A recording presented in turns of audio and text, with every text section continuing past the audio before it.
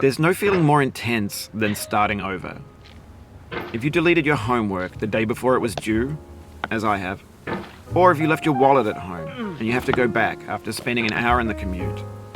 If you won some money at the casino and then put all your winnings on red but it came up black. If you got your best shirt dry cleaned before a wedding and then immediately dropped food on it. If you won an argument with a friend and then later discovered that they just returned to their original view. Starting over is harder than starting up. If you're not ready for that, like if you've already had a bad day, then what you're about to go through might be too much. Feel free to go away and come back. I'll be here. Alright, thanks for coming with me on this trip.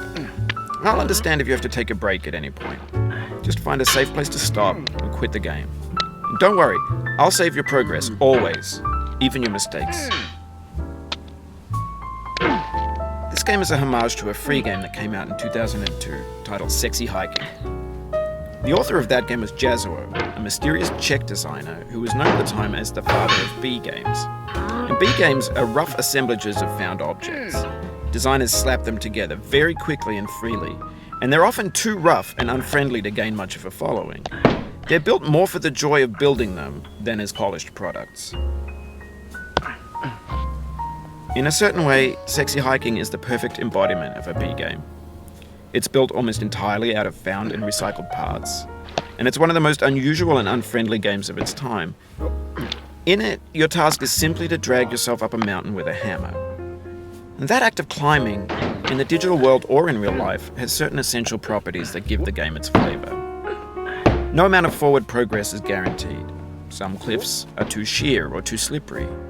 And the player is constantly, unremittingly in danger of falling and losing everything. Anyway, when you start Sexy Hiking, you're standing next to this dead tree that blocks the way to the entire rest of the game. It might take you an hour to get over that tree, and a lot of people never got past it. You prod and you poke at it, exploring the limits of your reach and your strength, trying to find a way up and over. And there's a sense of truth in that lack of compromise. Most obstacles in video game worlds are fake. You can be completely confident in your ability to get through them once you have the correct method or the correct equipment or just by spending enough time. In that sense, every pixelated obstacle in Sexy Hiking is real. The obstacles in Sexy Hiking are unyielding, and that makes the game uniquely frustrating. But I'm not sure Jazuo intended to make a frustrating game. The frustration is just essential to the act of climbing, and it's authentic to the process of building a game about climbing. A funny thing happened to me as I was building this mountain.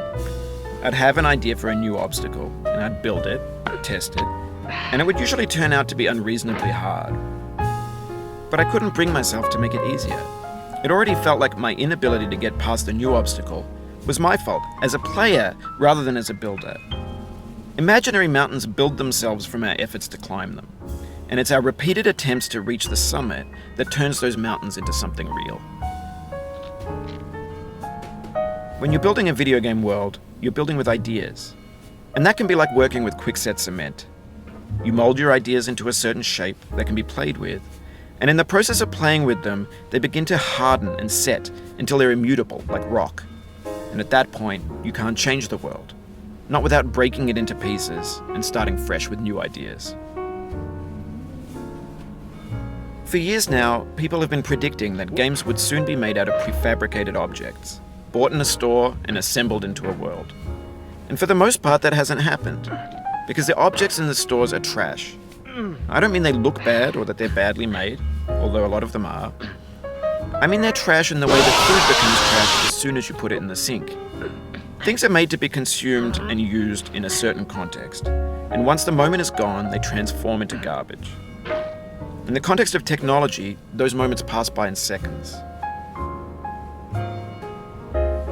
Over time, we've poured more and more refuse into this vast digital landfill that we call the internet. It now vastly outnumbers and outweighs the things that are fresh and untainted and unused.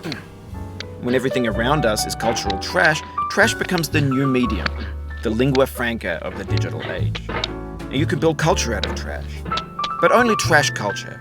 B games, B movies, B music, B philosophy.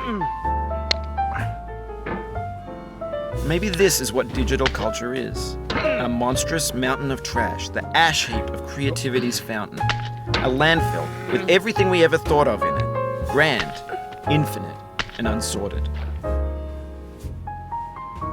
There's 3D models of breakfast, Gen X's fanfic novels, scan magazines, green screen Shia LaBeouf, banned snuff scenes on LiveLeak. Facebook's got lifelike bots with unbranded adverts and candid shots of Kanye and Taylor Swift mashups, car crash epic failed GIFs, Russian dashcam vids, discussions of McRibs, discarded, forgotten, unrecycled, muddled, rotten, untitled. Everything's fresh for about 6 seconds, until some newer thing beckons, and we hit refresh. And there's years of persevering, disappearing into the pile, out of style, out of sight. In this context, it's tempting to make friendly content that's gentle, that lets you churn through it but not earn it. Why make something demanding if it just gets piled up in the landfill, filed in with the bland things? When games were new, they wanted a lot from you. Daunting you, taunting you, resetting and delaying you. Players played stoically. Now everyone's turned off by that. They want to burn through it quickly, a quick fix for the fickle, some tricks for the clicks of the feckless. But that's not you, you're an acrobat. You could swallow a baseball bat. Now I know, most likely you're watching this on YouTube or Twitch, while some dude with 10 million views does it for you. Like a baby bird being fed chewed up food. That's culture too. But on the off chance that you're playing this, what I'm saying is, trash is disposable, but maybe it doesn't have to be approachable. What's the feeling like? Are you stressed? I guess you don't hate it if you got this far. Feeling frustrated? It's underrated. An orange is sweet, juicy fruit locked inside a bitter peel. That's not how I feel about a challenge. I only want the bitterness. It's coffee. It's grapefruit. It's licorice. It feels like we're closer now. Composer and climber, designer and user. You could have refused, but you didn't. There was something in you that was hidden, that chose to continue.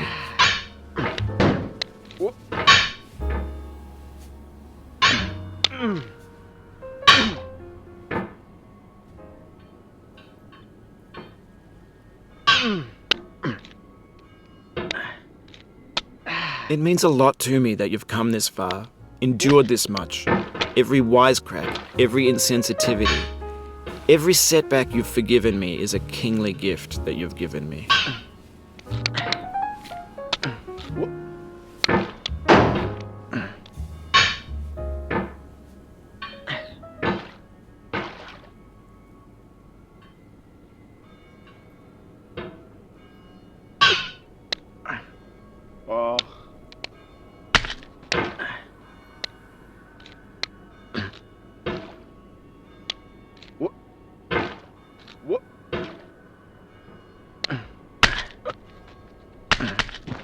No.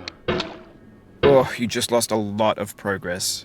That's a deep frustration, a real punch in the gut.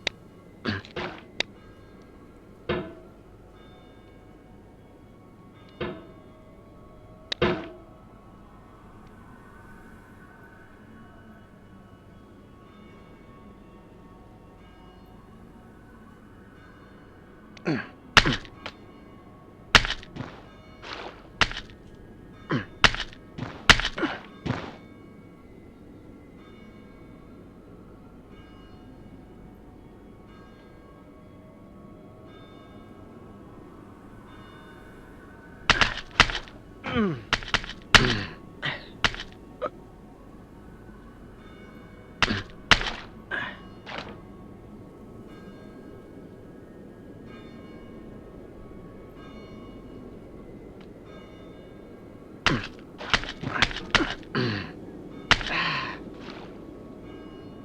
have the same taste, you and I. It's not ambition. It's ambition's opposite. An obdurate mission to taste defeat. You'll feel bad if you win, so I put this snake in for you.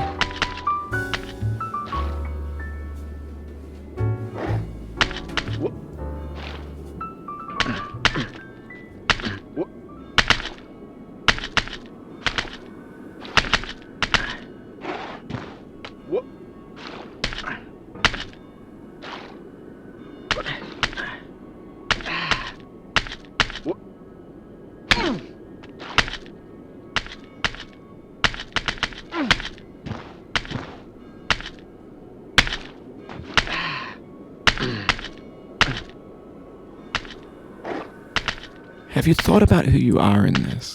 Are you the man in the pot, Diogenes? Are you his hand? Are you the top of his hammer? I think not. Where your hand moves, the hammer may not follow, nor the man, nor the man's hand. In this you're his will, his intent, the embodied resolve in his uphill ascent.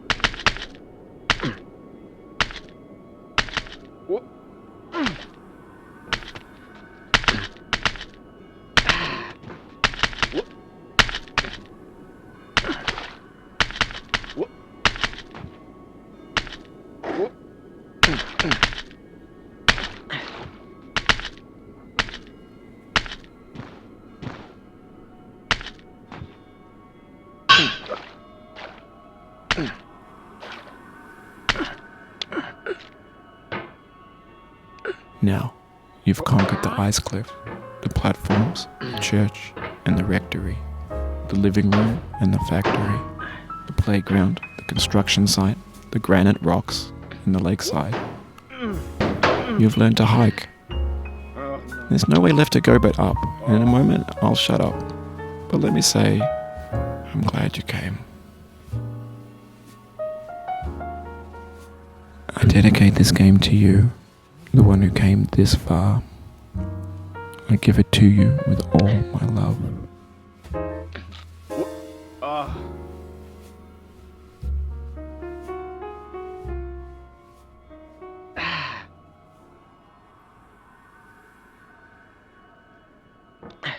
Oh.